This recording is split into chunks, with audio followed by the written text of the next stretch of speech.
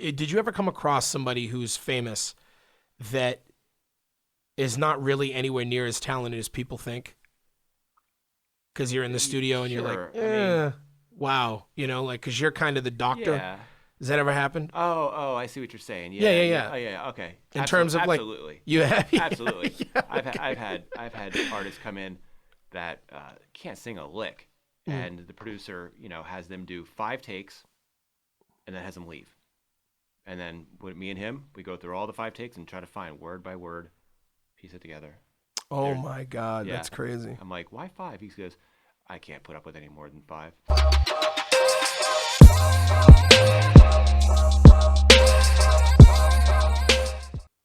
All right, there we go. Cool. So what's up, man? How's it going? It's going good. I'm really glad that you actually managed to come all the way out here and do this for me because ever since you called me and told me you were coming back to Los Angeles, I was like, you have to come and do a podcast interview with me. Absolutely, yeah. So now I have you here, finally. Cool. So a couple things I wanted to talk about with you. One of the things I first wanted to ask you about that I think is really crazy to me is that you sit on some sort of board or something that decides Grammy winners. Yeah, I have been a governor for the DC chapter of the Recording Academy for the last few years. How does a person get on that? You can either request to be on it, and then you get voted on. There was a guy named Von Vargas that I ran into several years back, and he was a governor at the time on the board, and he knew my history, and he asked me if I'd be interested in being a governor on the board. So I did some research to figure out what the heck they even do, and I figured it wouldn't hurt. Yeah. I could give my input in, and try to do some things. So over the course of time that I was a governor, some big changes came along. They were implemented and started before I ever got there, but during my tenure is when everything changed. Like the Music Modernization Act took place during my the time I was a governor. Yeah, that was a big one. Yeah. There was a lot of different changes. Like I know you and I had talked before about the whole thing with engineers getting credits for songwriting, and that's the AMP Act. Yeah. Artists and I can't remember. Whatever. Yeah, that was. I agree with it in a lot of ways because in my history of recording in the music business, I definitely I felt like the people who are engineering, including you, like because a lot of people who are listening probably should know you recorded a lot of my sessions.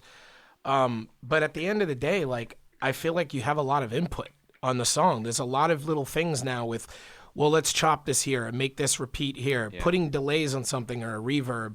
All of that stuff has more of an effect on the song now than ever before. Absolutely. So like if Nicki Minaj is rhyming and she's like, I went down the block, some dude was talking smack, whatever, and it was like I went down the block, all that kind of stuff that gives it that flavor. Engineers do a lot of that stuff, and to me, that's writing. It depends on how it's put out. I mean, if the producer says, "Hey, do this," then the credit really has to go to the producer.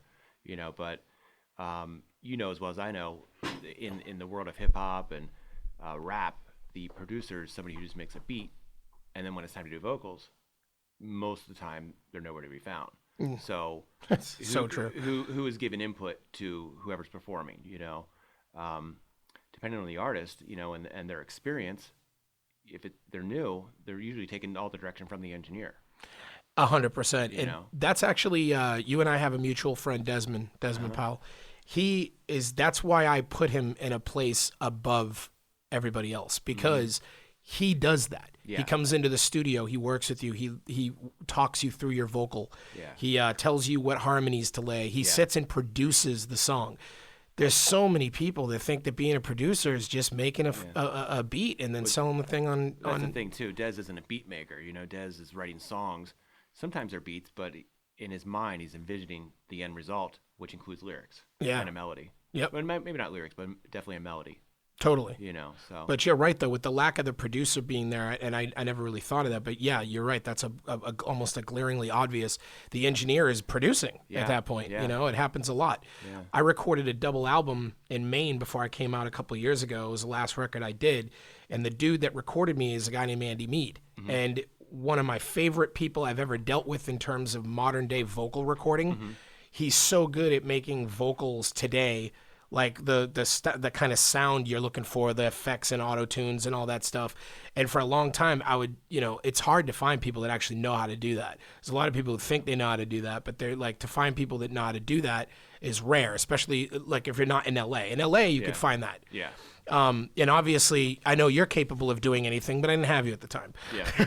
But like, I went to him and he started doing some stuff for me, and I would have to say that he was absolutely a writer on the record. Like, a lot of the things that he came up with idea wise of like how he was affecting my vocal and where he was doing things, he was brilliant, and he had a lot of brilliant input. And so I think that's a fair a thing. It's called the AMP Act. Yeah. AMP Act. Yeah. How old was he? Andy, he's like, I hope he doesn't see this. Be like, he doesn't even know how old I am. I don't know, maybe 28. There you go. So it's interesting because Maybe, yeah, I think. being the age that I am, I have to rely on kids that were my students to tell me, oh, do the stutter thing here. It's relatively a new thing, Yeah. And chop it here. As long as you tell me, I'm able to do it. But knowing what the current trend is, I still have difficulty, figuring that one out. Right. You know? Absolutely. Yeah. It's crazy. It's a totally different new thing that these young kids are doing. And there's a huge backlash. Like, every time I go on YouTube, I see hundreds of comments of like dudes that are just like, fuck this auto-tune rap, blah, blah, blah, blah, blah, and whatever. They can't stand it. But like, to me, I think that if it's done cleverly and it sounds really good, that it doesn't bother me. Like, I know Post Malone uses auto-tune, but when I listen to his music, I'm not like, I like Post Malone. He's got some fire shit. So I think, and Drake obviously is another prime example of good songs. But I mean, if you're just somebody, and you can tell, it's like, I think a lot of people think auto-tune and rhythm correction and all this new stuff we have makes you sound like you have talent. Well, I think it's pretty obvious still that you can tell who does and doesn't. As a mix engineer, one of the things I do is I actually tune the vocals before I used auto-tune. Like, go in and graphically correct it. If you don't do that, then notes just sort of go everywhere. Right. If you were supposed to do an E and it's a D sharp, depending on the setting that you use on the auto-tune, it could just make it go crazy. So tune it and then add the effect. So it makes it less obvious. Gotcha. Or not, less annoying or intrusive sort of thing. Yeah. That's interesting. Yeah. That's really interesting. That's a craft in itself, knowing how to tune vocals. That a lot of the younger guys maybe don't have the patience for, or the knowledge, or people to show them. Who knows? Yeah, well, I mean, you've had the pleasure to work with some of the biggest. I mean, you've worked with some huge names. Out of all the sessions that you've ever done, did you ever come in? You don't have to say any names because I don't want to put you on the spot. Yeah, I would never do that to you. But did you ever come across somebody who's famous that is not really anywhere near as talented as people think? Because you're in the studio and you're like, wow, because you're kind of the doctor. Yeah. Does that ever happen? Oh, I see what you're saying. Yeah. Oh, yeah. Okay. In terms of like, absolutely. You have Absolutely. Yeah, I've had artists come in that can't sing a lick, and the producer, has them do 5 takes, and then has them leave. And then with me and him, we go through all the 5 takes and try to find word by word, piece it together. Oh my God, that's crazy. I'm like, why 5? He goes, I can't put up with any more than 5. Oh my God. Yeah, I'm like, you know him. All right, so it's funny. Yeah. That is so funny. Yeah, it was a whole group, and so there was 4 or 5 people in the group. So yeah, 25 takes. Okay, guys, leave. Crazy. And we just piece it together. So. That's crazy. Yeah. And people like that, there, I'm sure. I mean, I don't know, but it begs the question: do people like that win Grammys? Would you say? I don't know. Probably not. Probably not. Yeah. Maybe the most talented people still. Maybe an MTV award. Who knows? Did you vote on this Grammy? Did you get a thing to vote? No, I was traveling a lot. I was, during, I was in Myrtle Beach during the first round. Then we were traveling during the second round. Yeah, so I really couldn't objectively vote on something. Right. I didn't do my research. Absolutely right. So. And you didn't want to be like, oh, like I'll just be go with the populist notion or Right, whatever. right. You wanted to really have an input. Yeah. Well, that's good. I hope a lot of people think like you. Yeah, and so the way that goes is you're on what's called a craft committee. So not everyone on the Recording Academy gets put on the craft committee, and then each year you get assigned to a different category. So what was it? 2 years ago, I was on the best engineered non-classical album.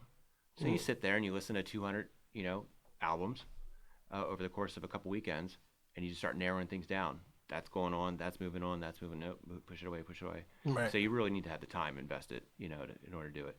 And then all the Recording Academy members get to vote on those final, few that we've narrowed down. I don't think I ever knew that. Yeah. I thought it was, honestly, I'm be completely real with you. I thought it was just a bunch of I didn't even know before I knew you were even on it.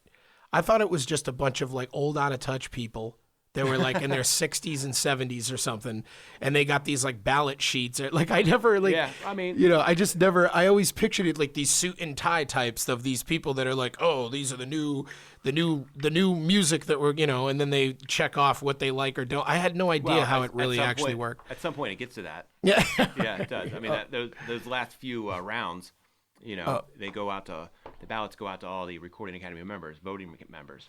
Is there an elite group of people that you think? Because I think that society or people in just middle America in general, they have this sort of idea. I think I hear it a lot that there's some sort of conspiracy behind this type of thing, and that there's an elite group of people that sort of decide what's going to be accepted in the Grammys. Well, that's a big controversy right now, with the former president of the Recording Academy having gotten fired or let go, or she left or something like that from a scandal. One of the charges was, this sort of conspiracy of voting, sort of thing. Voting is tampered with. From my end, it's just hardworking guys like me go in and just listen and start, and nobody knows who's on what committee or behind the scenes, or the fact that they're even on a committee. Right, once the ballot leaves your hand, you don't know what happens. You just do your thing. So we all work hard to make sure nobody knows. When I'm going to these meetings, nobody knows where I'm going.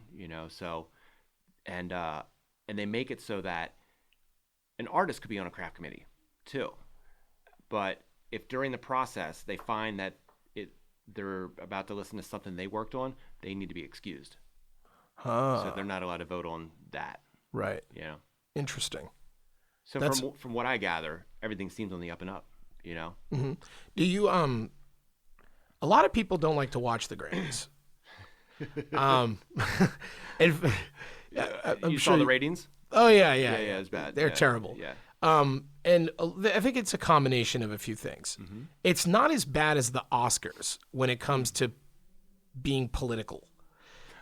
In my opinion, at least. Maybe some people would argue with me. I don't think that musical people or people in the music industry are that bad. Whereas, but they are. It still happens, and they get up there and give speeches, and they can be a little bit polarizing or whatever with their, political opinions and all that. But at the end of the day, I think that has something to do with it. But I think that with the music thing, different than the Oscars, a lot of people are just really not a fan of what's happened in the music. It's not. I don't. I was just talking to Jazz, my fiance, about this. Why are the ratings dropping? I don't know, but it's got to be because you have a format and it never changes. Mm. There was a Prince tribute. That's true. This last Grammys. Mm-hmm. I remember I saw a Prince tribute in 2004. When he was alive, I was at the Grammy Awards. I saw it there, and I believe there's another one during the time. Granted, not taking anything away from Prince, but something's got to change. The format, right? The same categories are the only ones that are televised, right? Every year, you know, Yeah, that's the thing. The category thing kills me because, and I was actually just having a discussion with my friend Susan about this the other day. That why do they have Bon Iver or Bon Iver, Meek Mills, and somebody like, I don't know, like Taylor Swift or whatever, all in the same category for best album? It doesn't make any sense. I can understand album, but if you it's the best collection of sound, songwriting, whether you agree with, whoever, Taylor Swift and, Bon Iver, however you say it. Bon Iver. You're like, it's a no-brainer. That one's so much better than the other, or whatever. It's the category that is the most well-rounded, You don't want to have too many of the same genre in an album of the year category, or then it becomes sort of pigeonholed. Like, is it best album of the year? Well, I agree with that, but so I feel like I don't know. There's only my number's gonna be wrong probably. There's only about 12 categories that are televised. The day before, there's like 60 other categories that they give awards out for. Wow. So it's a 2-day thing. It's a 2-day thing, yeah. And on day one, they don't film that. No, that's not televised. And what do those awards go to? Guys like you? No. So as an engineer, mixer, whatever, we're included name-wise in 3 of those categories: best album of the year, record of the year, and best engineered album, non-classical and classical. So 2 of those, the engineer is credited for. Right. During the televised. Those best engineered album, that's on day 1.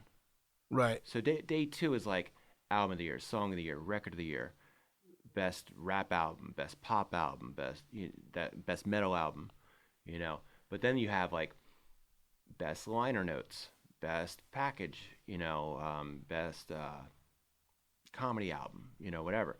Those are all on day 1. Right. Well, I mean, in my personal opinion, and me, I'm a hip hop guy, but I think Bon Iver should have won best album. I think that Bon Iver is the most daring group of people because my thing is that to be a Steve Jobs or to be somebody like that in any kind of career thing, you have to be willing to be one that doesn't try to play along to get along. Yeah. Like when you have this whole attitude of like, I don't want to rock the boat. I just want to do what I know people are going to like. I care about what people think. I care about being popular. It doesn't work. That's why a lot of people don't make it. Well, but you know who won album of the year this year, right? It was Tyler, the Creator. No. That was best hip hop album. That was best rap album. Right. Yeah. Who won the Billie Eilish? Yeah, that's right. Billie Eilish won best album. Yeah, she pretty much cleaned up. Which Billie Eilish's album was amazing. I love Billie Eilish. And that got way more radio, way more streaming press, Right. So the voting members may not have even ever heard of Bon Iver, Right. So that, they got to that one point because people sat down and listened to the album, as they voted. Mm-hmm. And then once you get to the portion where they send it out to you, it's like, okay, you got these 5 or 10 people to choose from. They give you the songs to listen to. You can log into the Grammy site and listen to each one, but does everyone do that, or do they just choose what they know? Yeah. The thing is, too, about... time consuming. I would imagine that it is. Yeah. I would imagine that it is. I think that if anybody sat around and listened to a Bon Iver album, though, that it's a no-brainer. I mean, Elton John lost his mind when he listened to their album. Yeah. Like, I mean, people who've been in the music business a long time, I mean, these guys are really pushing the envelope. They're really coming up with a new sound and a new identity. I don't even know what the hell to call it. I remember one time I was trying to look up what genre they are, and you can't even...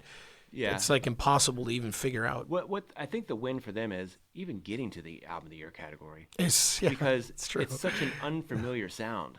The fact that it was accepted this quick. I don't know how many albums they've done, whatever, but the fact that it's gotten to that point where, hey, look at this. Like, everyone, this is big time. Yeah. The Billie Eilish thing, it got a lot of press because of her age and her brother and da-da-da. But the single was so radio catchy, it was radio friendly. Right. And that was the big thing. The thing too about Billie Eilish and why it's look, I'm a fan of Billie Eilish. Mm-hmm. First of all, I love the girl. I think her personality is amazing. Second of all, I love that she's anti-drug, anti all that stuff, which is good because we need somebody like that with the young people and stuff, and that's a good thing. I love everything about Billie Eilish and her music. Bad Guy, I mean, no, it's her biggest hit or whatever, but that song was my jam. I was listening to that shit all the time. But the thing that I don't like about it and what bothers me about it is there's too much nepotism going on lately in the music business. Like there's Beyonce with her father. Everyone knows her father was, what was it? Bradley Knowles? No, Michael Knowles. Or I forget what her father's name was, but her father was a big guy in the music business. You take people like Billie Eilish. Billie Eilish her parents worked in the music business a long time. Interscope Records. Her brother's a songwriter. So it's kind of an industry created thing, Yeah. I miss the days of like that artist, that person who was discovered in a fucking trailer park somewhere in like, the poorest neighborhood of Mississippi. And everybody's like, oh my God, this guy's got talent or this girl's got talent. And then they blow up and become the biggest star in the world. And I just feel like that there's not that many stories like that happening anymore. Like it's They could. It depends on their Instagram followers. Yeah. I've met with guys and played them stuff and new artists, and the first thing you do is, what's his Instagram handle? And then just listen to the song. But if the package is something that they can catapult over, it'll work. But if pure talent isn't good enough these days, which is a shame.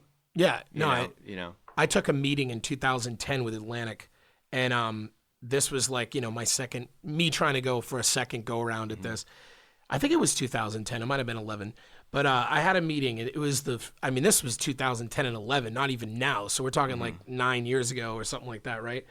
I went in there, and the very first thing that the guy did, and this was totally different from when I had a record deal in the early 2000s, is he comes in, sits down, puts his feet up on a desk, puts a laptop on his lap, opens it up, and he goes, "What's your YouTube? How many followers you got? How many Facebook friends you have? Yeah. How many?" I was just like, "Is this guy serious?" Yeah. It was literally like that. It wasn't even like, "Let me hear your music." Yeah. It's like that part of it's gone, and that really sucks. Yeah. Well, in a big way. 2010, people didn't know what to do with artists then. It's a weird transition period from like the early 2000s up until just a few years ago. Like, how do you make money off music now? So everyone was pretty confused. So they're grasping for anything. Yeah. Facebook, MySpace, Instagram, whatever, just something to help them be able to sell. Well, what's happened now is that there was a point now where the marketing part of the Instagram followers and things like that has exceeded music and musical talent to the point where instead of labels looking for talent that just so happen to have lots of followers, they're looking for people with lots of followers and saying, well, let's use auto-tune or whatever we can possibly do to just make it sound like they have talent because they have a platform and that's all that matters. So you end up with a bunch of people that are essentially not even really artists, people that aren't even that good and like don't even really sing or can't really write a lick for songs. And they say, well, they're beautiful, they're good looking, they fit the role, and they have 1 million Instagram followers. So like, let's get them in the studio. Let's get a top producer to write some tracks. Let's get a great top line writer to write her a hit. And Catch Me Outside. And let's put her up. A prime example. A prime example. Ooh, you know what I'm talking about. Yeah.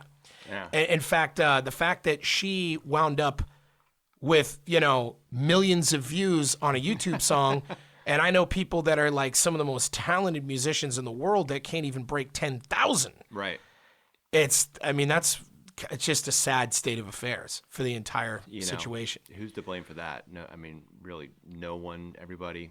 I don't know. Our own. In a way, it's kind of, it's like news. Everybody's always like, the news sucks. They're so fake, or they do this or that, or they're always lying. But it's like, but if that's not what you wanted, they wouldn't do it. Right.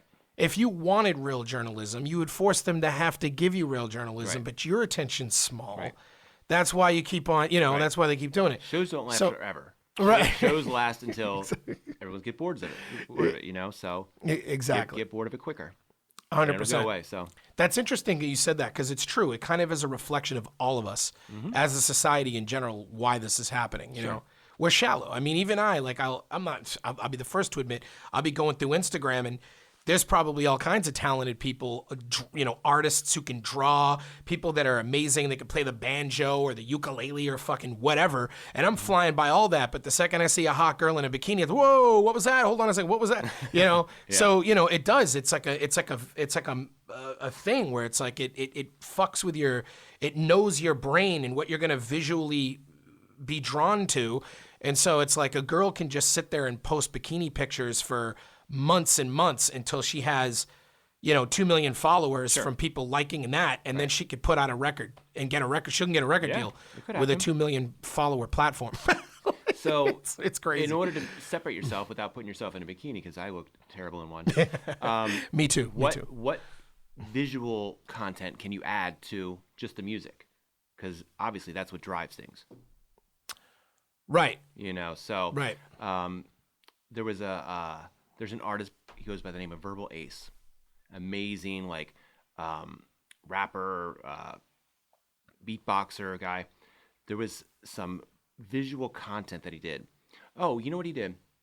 He's been doing these YouTube videos where he plays two different characters, both from video games. Maybe it's Donkey Kong versus Batman.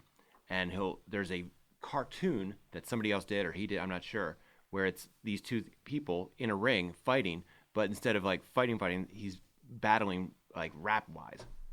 So creative. Wow. Yeah. I'll have to show it to you. That does sound crazy. Yeah. That kind of reminds me of I think I'm trying to think.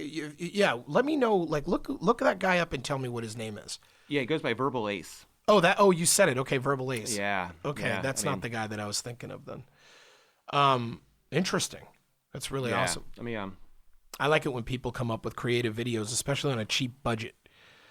Well, I don't know how cheap a budget is. Here's one: Black Panther versus Batman. Yeah, it's nuts. It's worth stopping for a second and.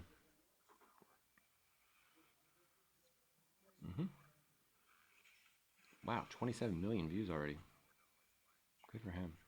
I think Will Smith did a little shout out to him once and copied his content on his page. From there, everything just went nuts. Oh wow! Yeah, that's all you need. But here, check this out. It's not up to me. It's up to them. So let us know in the comments below on which one of these characters you guys think. So the little cartoon really looks like him. That's crazy. Yeah. I'm Verbal Ace and I'm Batman. That's awesome. Yeah. Anyway, it's worth a look, and there's so much content there. Anyway. Yeah, no, I'll have to definitely give that a look. Yeah, good shit. Verbal Ace, it means he's lyrical, I'm sure. Oh, man. Yeah, good. that's really what I'm all good. about. Yeah. I'm a big fan of Joyner Lucas. You like Joyner Lucas? Yeah, absolutely. I think you turned me on to him a while back. Yeah, he's my favorite rapper in the world. Really? Even over Eminem. The reason why is because I relate more to Joyner Lucas than I do Eminem. Sure. First of all, we're both from Massachusetts. Second of all, both I come from, we're both massholes, but I also just come from more of I don't come from a very stereotypical white person's life. I don't know how to explain it, but I just kind of come from a background that when I listen to Joyner, I just relate. I relate to a lot of what he's talking about and a lot of what he's saying. Not that I didn't relate to a lot of things Eminem talked about.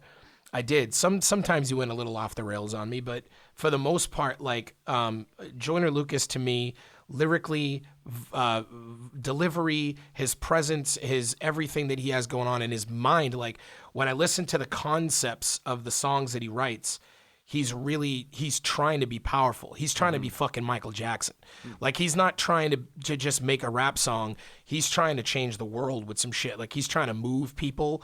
And I just he's my favorite rapper. There's nobody I would rather listen to him than any rapper there is. I could say that to a degree, but with Post Malone, he's an artist, and some of the stuff he's coming up with, it's like, that I wasn't expecting that. It's interesting. So, I like how when you think somebody's going to be doing something and they really just go over the top. Yeah, absolutely. Yeah. So, and that's the thing is that to me, it's not all about rap lyrics. In other words, multi-syllable rhymes or any of that stuff.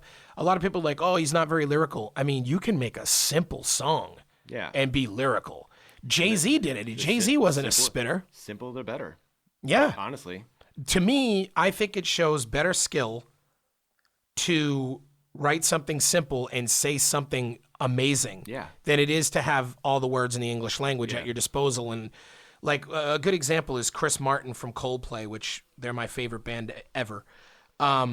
He has that song, The Warning Sign, or The Warning, or whatever it's called. But in the lyrics, he writes, you were an island and I passed you by. And then the music plays, and then he says, and you were an island to discover.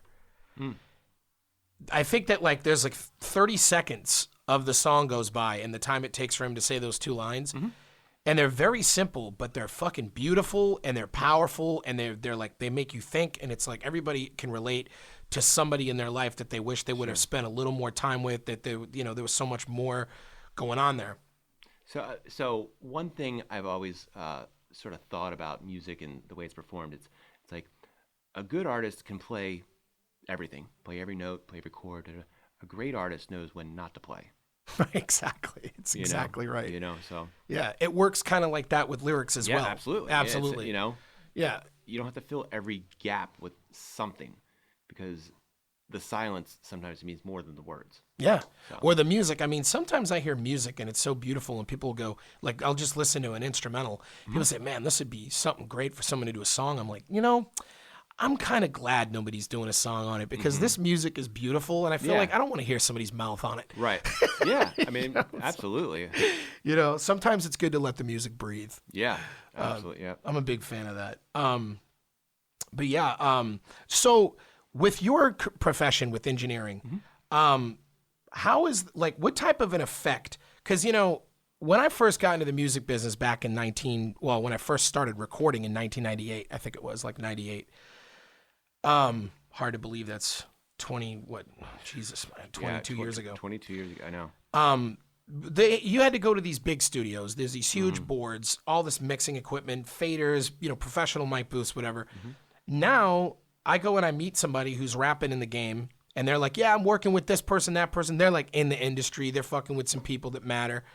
And then I go to their studio where they work, and it's in the middle of a living room, and they have one little shield around a mic and a dude on a laptop, and the stuff comes out like it's ready to go on the radio. Does it? Oh man. Maybe my expectations are lower than yours, okay. Given your, you know, profession. Yeah, I'm just listening to it more critically than a lot of people. Yeah, I mean, why not? Just get the song ideas out, you know? What is the job of the recording engineer? Capture the moment. I don't care what I could. If you were doing something awesome right now, I would turn my recorder on my phone and record it. Right. And if it was that awesome that what you did, that's going to sell. Everyone's going to love it. They don't care about the overly quality, you know. In terms of getting that polished sound, I don't think you still get it in somebody's living room or whatever, unless you have really good ears. Right. You know, so. Well, I mean, I don't know how true it is, but I heard a rumor that Kanye West's first album with Through the Wire and everything was a 2-tracked album. And I don't really know how true that is.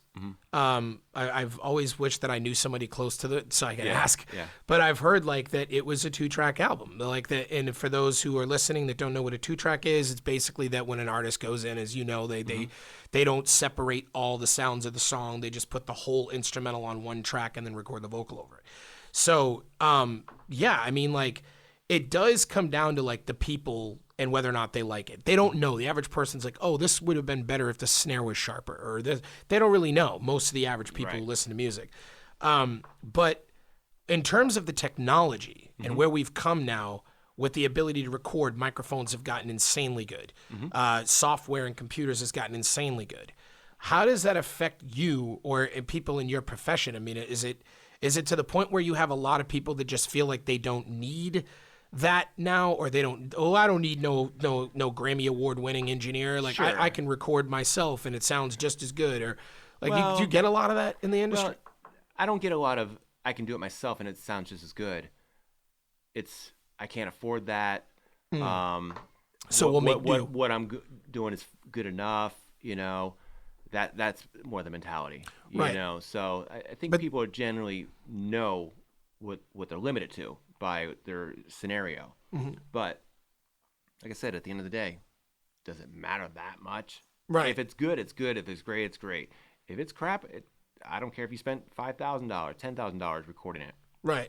It's not going to do anything, you know? Right. No, it's true. But when it comes down to it, there is something that people who are very educated in this field, like you, bring to the table that I would think, I mean, and it's been my experience that people like you in the industry at your level know how to elevate a song from just being a song that your friends will listen to and go, wow, you're good, to a song that can be played on the radio over and over and over and over again without annoying people. So, you know what I mean? Yeah. Well, so I've been over and over eventually annoys people. Right. You know? Yeah. So I've been doing a lot of mastering, for people I know, guys that are coming up trying to be mix engineers and whatnot. And my approach is they'll be working on this mix for however long, send it to me. And as I go through the mastering process, I'll make comments. You know what? This kick needs to be stronger. The kick needs to be this. I can't do that on the mastering end when all I'm working with is a 2-track version of the audio and the vocals and whatnot. So I make the comments, they go back, make some more tweaks on the mix, send it back. So having that ability to go back and forth, the finished product becomes even better. So that's what they look to me for. That makes perfect sense. Yeah, if they can't afford my mix rate, then they can do it on their own, and hopefully one day one of the songs blows up, and then they can just hire me to mix and master. So. Yeah, well, I mean, that's the thing that that I always tell people is that they'll go, I don't have the money to pay some guy to mix it that's some big guy in the industry, but it doesn't matter because I can make my own shit and it'll sound good enough. And I'm like, right, but like you do realize that if you go to meet all the most famous and most successful people in the industry and ask them who mixes and produces their albums, you're going to have like a handful of names. That's about it. Yeah. And there's a reason for that because these people know what they're doing. There is a definite, it's another level. It's, you know what I mean? That you arrive at. So, let's go back a few minutes. During the voting process for the Grammy stuff, I'm on a board and we have to listen to 200 albums over the course of a weekend or a couple weekends. One of the things that stands out from album A, B, and C is sonic quality. If one is incredibly loud and distorted, why would that get album of the year? The other one is comfortable. We're not adjusting the levels back and forth.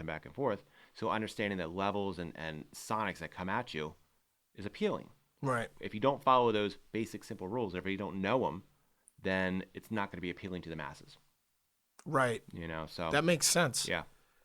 Yeah, like you're talking like frequencies and stuff, right? If it's too bright, if it's too muddy, if maybe sometimes those are the extreme cases. Sometimes an album should be dark. Sometimes it should be a little brighter, But in the overall scheme of levels, there's a too bright and a too muddy. Yeah, I'm talking about just like super loud or not loud enough or things like that. Right. That takes experience. It's funny you say that because I do remember many times because I get hit up every fucking day on Facebook by 20,000 people like, listen to my music. Happens to me all the time, even still. And I can honestly tell you that when I turn it on, when I hit play and I hear like, and it sounds all fucking garbled and shitty. The second that happens, I stop listening. Yeah. And I immediately go, this guy sucks. And the guy might not suck. Right. He might not actually suck, but I'm not even giving him a chance. And I'm immediately going, this guy sucks. And that is probably why struggling artists should focus a little more on paying good money to have their albums really professionally mixed. Yeah. Because even if you are bad, let somebody actually figure that out by listening rather than deciding that in the first 5 seconds. If I handed you a crumpled up paper bag and said, here's a gift for you, what would you do with it? Probably throw it away. Yeah, probably. But there's a diamond in the middle of it. Right. It's kind of what it is. It's Yeah. I It's have 100% so much great talent, analogy. but I package it like this. Package it like shit. You can't do that. That's a fucking outstanding analogy. Exactly. Yeah. Exactly. So, I mean, I even set up an email address for people that only want me to listen to their stuff. check my mixes at gmail.com, because I hate to get my normal Gmail account flooded with all these songs. I'm like, I don't even know what's important or not. I'm like, I got song B, and people were starting to get offended. Like, man, have you listened to my stuff? I'm like, you sent it? If you know how it is. Right. Wait a minute. Did you just say that you have an email, checkmymixes@gmail.com? Checkmymixes@gmail.com, yeah. Wow. So that's amazing. So basically anybody anywhere in the world who made a song that's like, I wonder if this sounds good, can email you at checkmymixes@gmail.com and you'll give them feedback. Yeah. Wow. Don't be offended if I don't get back to you right away, but give me some time. So that's crazy. And you're going to be brutally honest. Yeah. Why not? I mean, I'm pretty good about giving constructive criticism. Yeah. I'm not one to be like, it's shit. Like, it's shit. Why? A, B, C, and D. And I'll let you know what that is. I kind of agree with you on that because I've been friends with you a long time and I've worked in the studio with you a bunch. And I wouldn't say I'm unapproachable. I've been accused of being unapproachable, which is funny because it's really not the case at all. Yeah. I don't know why people think that about me.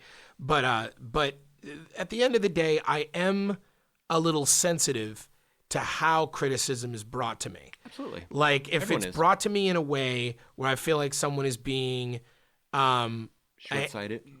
short-sighted or being a hater, or like I don't feel like they're really qualified to even make any kind of comment, then I start to get I get my panties in a bunch. I've been known to do that. Every artist does. And that's why before I get into the position when I'm recording a new artist, I need to have a conversation with them first. Right. Because nothing's worse than to get criticism from somebody you have no idea who they are. Like just to have just 5 minutes, just talk to them. Hey, how's your day going? Blah, blah, blah. What are you trying to get out of the song? And then if the artist goes in the booth and they're pitchy or timing's wrong, I can give constructive feedback, and it doesn't feel as like abrasive. Right. Like right. What the fuck, you don't know what timing I'm supposed to be in. That's what I am. Exactly. I meant to be out of key. Something. Well, imagine just this scenario. I'm on a bus and I'm listening to headphones. I'm on a city metro bus. And all of a sudden, one of the people sitting next to me says, "Hey man, what you listening to?" And I say, "Me. I'm listening to my shit." And then all of a sudden the bus driver says, "Oh man, you make music?" And I'm like, "Yeah, let me hear it." And then I play him, 2 minutes, and he listens to it at a bus stop. And then if he turned and looked at me and said, "It's not really my thing," no problem. Right. To each their own. But if he turned and looked at me and said,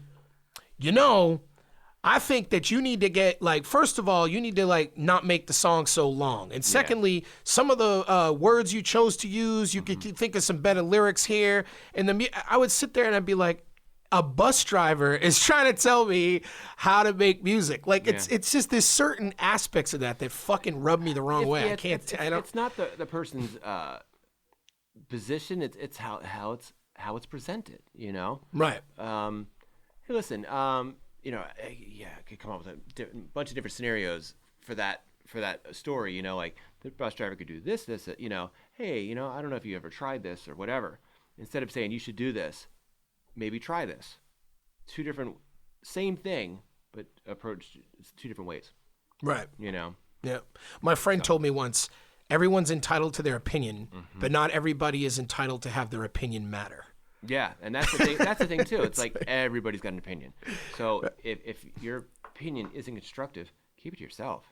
Right. And that's a part of constructive criticism is that you have knowledge about the subject. You know what I mean? That's what qualifies somebody to make that constructive criticism. You don't have a kid. Right. I have a son, 6 years old.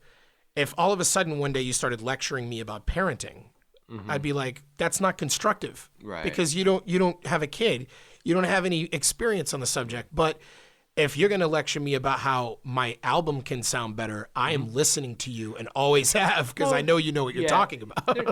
There's definitely truth to what you're saying, especially with music. I feel as though the person doesn't necessarily have to be musically inclined. They just have to be music knowledgeable, to some degree. Like Jasmine, she hasn't been trained on an instrument, but boy, she's pretty quick when it comes to sort of. If I ask for any feedback on a mix or something I'm working on, she's like, does that sound too loud or something? Just good ears, and she approaches it really well. I'm good with that. But she also comes from a musical family, so maybe it's sort of passed down. Right. You know. Well, that's But pretty. I also trust her. You know, Right. it's not like I'm going to the neighbor who was a cashier. What do you think? Right. You know, and they're like, the snare needs to come down 2 dB. Like, Yeah, What? exactly. Well, that's the thing, is that there is exceptions to the rule.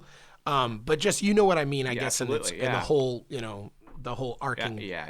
But like but I mean, at the end of the day, I back to what I was saying before, is that even though I can be a little fickle with how criticism is brought to me, I don't recall ever, and all the time I've been in the studio with you, ever feeling like anything that you ever said to me ever rubbed me the wrong way, ever. You know, that's one of the reasons why I think we've remained friends so long, is that like we just you are very good at, and I'll be honest, like I was not the easiest person to be around back then. My mother dying at that time, and I was going through a bunch of tumultuous shit. And I thought I had just gotten a record deal, and I just had a chip on my shoulder, was fresh off the streets. So I kind of did have a little bit of an attitude, and I don't know. You were fucking good about working with me and making sure I didn't, I was trained well. Yeah. You know, I mean, my first job out in LA was at Larrabee Studios, and working my way up from a runner to an assistant engineer to engineer, you know. You work with some of the best engineers in the world, and you become astute, and you learn how to handle clients, how to handle sessions, things like that.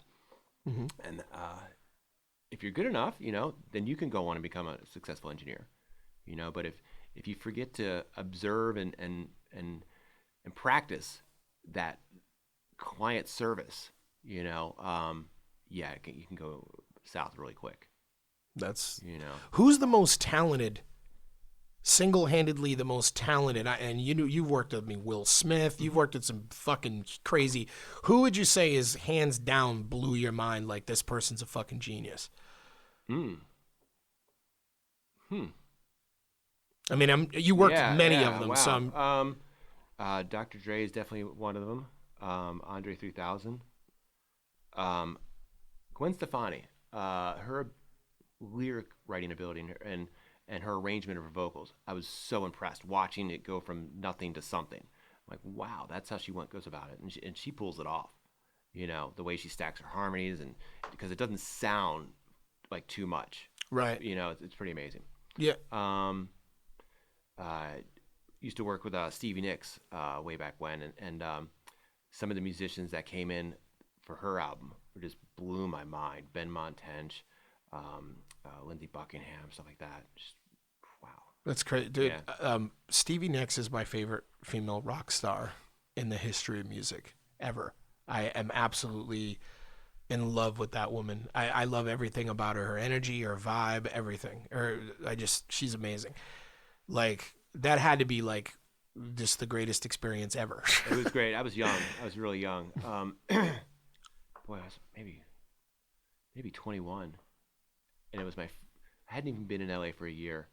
And my studio manager came to me and asked me if I was going to go home for the holidays for Christmas. I'm like, I don't have to. Why? What's going on? She goes, I have a session I want you to work on, you know, and that I was an assistant engineer at the time. Like, okay. She said Stevie Nicks. And I was so young and didn't have the background. My parents were at an age, they were a little older than Fleetwood Mac. My brothers didn't listen to Fleetwood Mac. So I knew the name, but I didn't really know who it was. Right. Like, yeah, cool, whatever. And then she goes, you know, Fleetwood Mac. I'm like, yeah, okay. I left there, and I drove up to the Tower Records on Sunset and got the best of Fleetwood Mac. And I drove home, listened to that. I'm like, oh my gosh, that's him. Oh my God, I know every one of these songs. Holy shit, I'm working with this lady. So she came in, and it was. I owe my staying in this career to her, a good portion of that, you know, because at the time, Wow. I'd been sort of pigeonholed, or I was only working on one genre, and it got quite monotonous, you know. And I was like, where's the musicians, you know? Like, everything was MPC, vocals, MPC. I'm like, you know, as an engineer, you want to, you know, hook stuff up, set up microphones, you know, on multiple instruments, and be creative, you know. So she kind of sensed that something was off, even when she met me. It was kind of weird because I didn't say anything. I don't think I was wearing my emotions on my sleeve like that. And she sat me down, and I was honest with her. I told her, I'm like, listen, I'm just kind of getting bored, you know? And she's like, listen, over the next couple weeks, you're going to meet and work with some of the most amazing musicians in the world. These are good friends of mine. If you still feel the same way after these couple weeks, move on. Find another job. And I'm telling you, she was absolutely right, 100%. The most amazing musicians came in. I worked with them like Ben Montench is Tom Petty's musical director. Oh, wow. He's the keyboard player. He have a Hammond organ right here, a grand piano here, stacks of keyboards here, and he's playing all around. Like, wow. Like, you know, we're in the recording stages, and Stevie's building these songs. So Ben Mont's like, oh, what do you want it to sound like? This? You know, I'm like, my God, every single thing he did was amazing. How do you choose what not to use, you know? So she was right. That's crazy. Yeah. She's such a humble person. She really was cool. Some people have said, you know, weird things. I'm like, I can only tell you from my experience. She, like, you know, I watched an interview that she did in like the 70s. Mm-hmm. I think it was like, I want to say it was like the year before I was born. It was like 1977. Mm-hmm. And her fucking personality in this interview is just so like unbelievable. It's like she just doesn't think much of herself. In other words, like, not like in a bad way. It's like she has no ego. You know, yeah. like you could totally tell in her responses, she was just all about the music and didn't really see what the big deal was. Yeah. Like she had sort of this attitude, like, okay, like, I make music. Yeah. Why all this attention? Like it was just such a, you know, like, I don't know, like, but she was, you know, you can just tell by her vibe, like, that if I was in a situation where I was more stressed out than I've ever been in my entire life, and I didn't know what I was going to do, I was panicking, the number one person in the world that I'd want to have a conversation with is Stevie Nicks. Because she would be able to I feel like she would just be able to calm you down, because she's just got such a really amazing aura or energy or vibe about her that just is so level. Yeah, well, she's mature, you know, she's seen it all. Yeah. She's seen it all. I mean, it seemed like even in 1977 she had seen it all. Like she was an old soul, I think, from the jump. She took me out to dinner one night to Dupar's over here on Santa Monica. It was her, Lindsey Buckingham, Mick Fleetwood, one of the other engineers, and we're sitting at the table eating. And you could see everybody in the restaurant.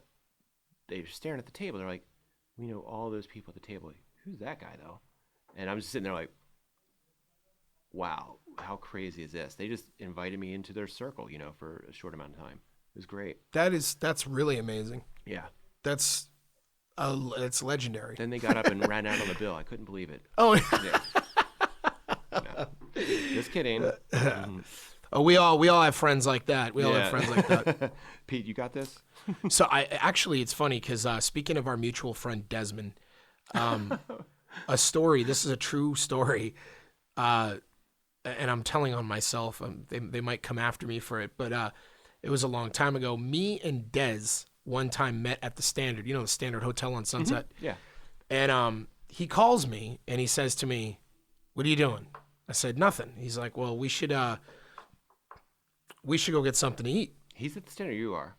Huh? He's at the Standard, or you are? No. Neither one of us at this point. Oh, okay.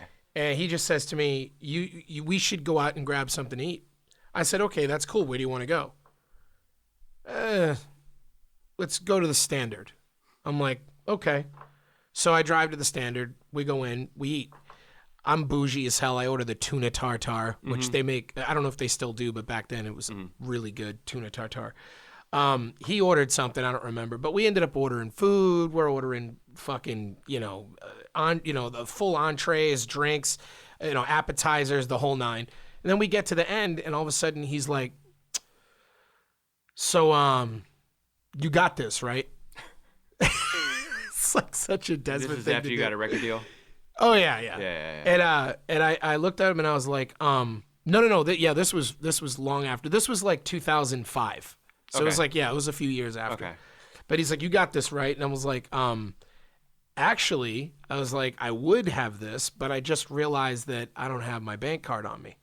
And I'm like, so, and I really legitimately had not brought it.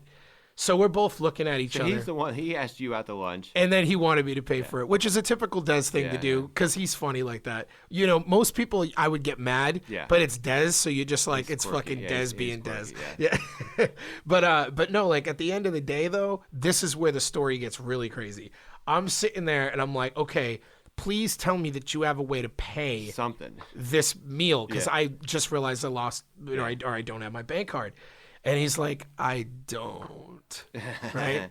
So we're looking at each other, and I kind of look at him, I look around, and then he kind of looks around, and all of a sudden he just goes, and just gets up out of his seat and starts walking toward the front door. And I went, I think I might as well do the same thing. So I get up and we started walking toward the front door. And then as soon as we got outside, he went one way and I went the other way. And oh my God, we jammed. So you didn't pull your card of valet? No. Okay. No, we literally, what do they call it? Dine and dashed. We dine and dashed the standard. Yeah. And, you know, luckily it was long ago, and I can talk about it now because I'm sure statute means they can't do anything to me. Could you imagine if the same employees were there now? Like, I know. You know, hey, wow. You owe us money. You're a life server at the Standard. You know, it's funny. It's funny you should say that because when I left, the thing that bothered me about what we did, I don't care about the millionaires that own the Standard.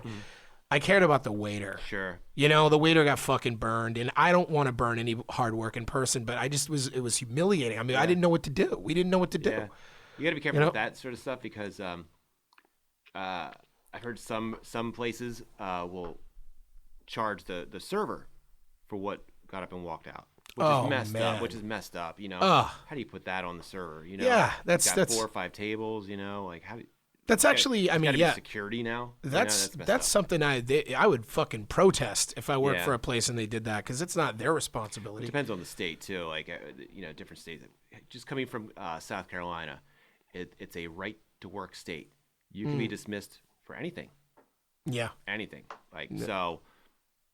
It's all state laws. So yeah, and it all goes by the state. Yeah. State. Yep. Yeah. I always tell people that, like, they're always making all this big to do about the president, and I'm like, you do realize that 90% of your life is affected by the shit that happens in your municipalities and your local voting, your local state and city. Yeah. Like, it's not the president. The president's handling shit that has to do with like military and foreign relations. It doesn't have anything to do with you on a day-to-day basis, really. You know, like people most people. Yeah, you know what I mean. For the most part, you know. But when it comes to those little midterm elections or those local elections, nobody shows up. Yeah. You know, it's funny. But anyways, yeah, man. So I'm really glad you came out here. Thanks, man. I'm super glad that we had the chance to talk. We got to decorate the studio and definitely. Yeah. You helped me put up some sound stuff to help deaden the sound in here, and it sounds great. It does sound good in here now. Yep. Yeah, much better. You know, it's funny because when I did the first episode with Seth, one of the top comments was, fire your sound man and find somebody else. Me and Jasmine listened to it on a drive from Baltimore to Myrtle Beach. And I was like, what did Seth just say? What? Rewind, turn it up a little bit. I'm like, yeah, the levels are all over the place. It was a post-production nightmare trying to make that guy sound right, because 1 minute he's way away from the mic, then he's right up on the mic, then he's screaming, then he's whispering. I'm like, you're killing me, dude. Yeah, you're killing me. I know. There's got to be. So somebody like him, you need a couple different mics. Yeah, totally. You need to have like a whole setup. Yeah. He's so high energy, and he kept smashing the table with his chains. That was him. Yeah. Okay. Yeah. Anyway, we heard it. Yeah. Yeah, like we heard that. Yeah. It was. But luckily for me, the story was so damn intriguing that exactly that it didn't matter. The audio. You overlook the audio quality for the content. Yeah. So absolutely. Yeah. But I was actually watching. I was watching a video on YouTube the other night, and it was one of those. It's kind of like a Forensic Files type show. but they're unknown. I would mention them, but I can't remember what they were called. But they put a lot of these little videos out, and they had this one where they were talking about this serial killer in California. And the entire time that they were talking about him, they had this music in it with like this creepy music. And it was like, wow, like this super horrific music. But it was so fucking loud. Oh, yeah. It was so overbearingly loud that the narrator was buried under the fucking volume of this loud music, right? So then I scroll down and I'm like, I look at the top comment. And the very top comment that somebody left was, I wish this serial killer would have killed the fucking sound man who did this video. Yeah, right. I fucking died. It was so funny. Yeah. But audio's important. It's huge, you know? And it's like, you know, having taught audio engineering for so many years, one of the questions that gets asked the most is, how do you know when a song's done? Like, I don't know. Except I close my eyes, and does anything bother me? You know, is there anything that sticks out that's like annoying? And if you're comfortable, it's done. And maybe it's not done to him or him, but you know, that's objective. But right. But just be comfortable. Absolutely. You know, and if the music is louder than the narrator, somebody didn't set up a ducker correctly. Like they do in a radio. You have a music bed, and then you have a vocal, and every time the vocal hits, the music drops. Wow. Super easy. Wow. Anyway. Well, no, that's that again, that's that stuff that you know. Yeah. That's that stuff that you know. I mean, that's why you get paid the big bucks to do what you do. Or just turn down the music. Yeah. Like whatever. It's not that hard. Yeah. Yeah, man. That's funny. Yeah. So, you know, well, I do know that some of the stuff that you played me, some of the stuff that you've been working on lately. And when it comes to having the ability, because I know earlier you had made a joke about how a lot of these young kids that you used to teach had to teach you things too. Yeah, sure. You seem to have the new sound figured out pretty damn well. You're doing a really good job. Thanks. Yeah, I'm working on it. Because what's the name of that artist that you played? You played me a couple songs off that album. Van Carr, the young kid that goes to Berkeley. Yeah, Van Carr. So that just got pressed last week. Should be available everywhere now. Okay. Yeah, that took about a year. Nice. But it's worth it. Truly. But in the meantime, are you hungry? Not so much. No? Yeah. I'm starving. I think I'm gonna go get. Yeah, I need to go eat. Okay. But no, this was fucking awesome. Okay, cool, man. All right, Yeah, I'm really glad you came out here and did Absolutely. this. All right. Absolutely. And thank you for helping me in here. Absolutely. Thank you so much. All right, man. All right, man. Anytime. Boom.